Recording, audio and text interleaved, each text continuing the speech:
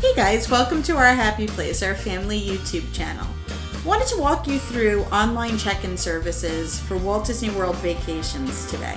We're a couple of weeks out from our trip, and this is the time when I usually do online check-in as well as just double check all of our reservations and fast passes on the Walt Disney World website. You're going to click on the My Disney Experience tab and scroll down to see My Reservations.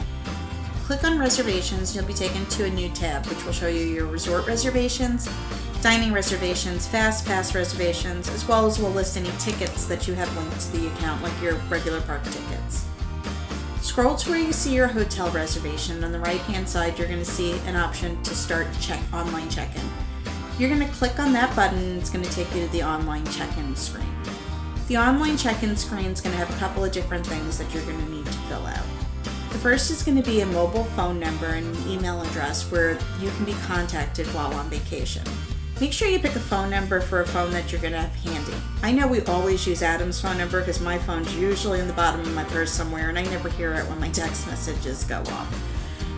You'll receive text message alerts from your hotel about things like your room being ready, or if you have Magic Bands shipped to you before your vacation, you can get text with the room ready reservation and a room number.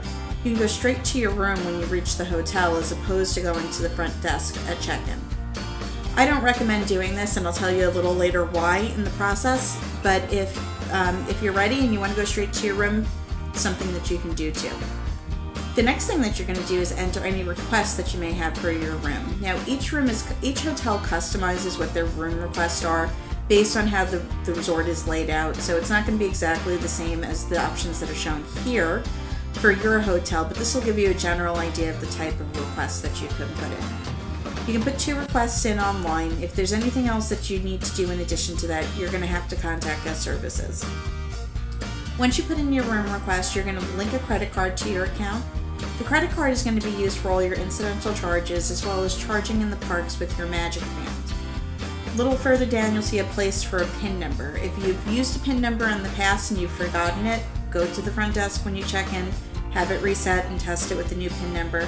If this is the first time that you're putting in a PIN number, make sure it's something that you're going to remember, because that's how you're going to make purchases with your Magic Bands in the parks and at the resorts.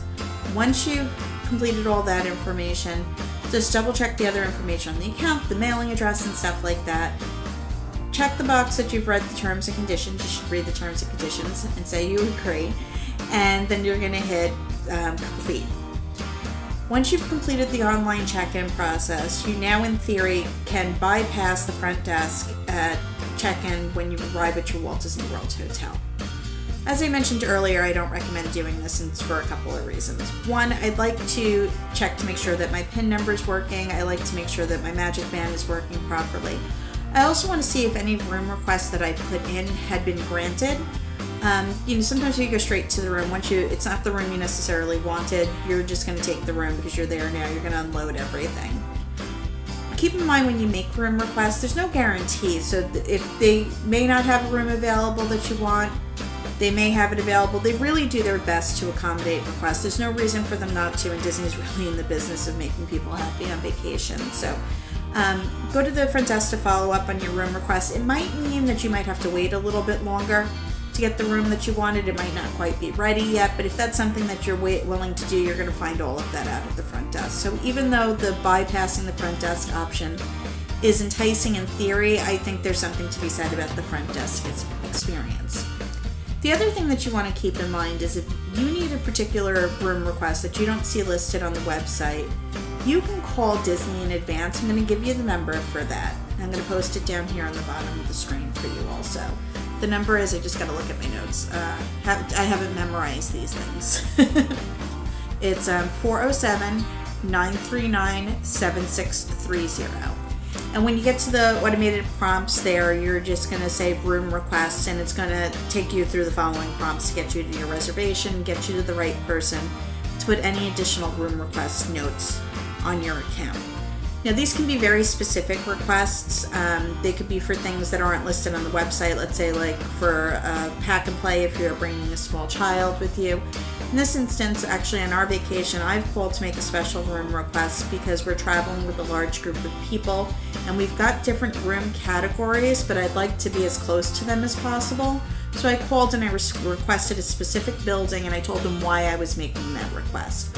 When you're making room requests, make sure you make them as specific as possible, let them know why you're making them, and make sure the priority of your requests are clear. So if you're requesting more than one thing, like being in a certain building and being close to an elevator, if being in a certain building is more important than being close to an elevator, you want to make sure that that's known because all your requests may not be fulfilled.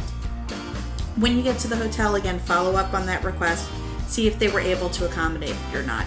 If they can, that's great. Like I said, they do absolutely everything they can to accommodate those requests, but if they can't, there's a limit to what can be done. There's no guarantee that room requests will be met. Just be happy that you're on vacation. Hope this video helped with any questions you may have about the Disney online check-in process. If there's anything that's not clear, just leave a question down in the comments. I'll be sure to answer you right away. If this is your first time here, make sure to like and subscribe to this video and come back and see us again real soon. Thanks a lot, guys. Bye.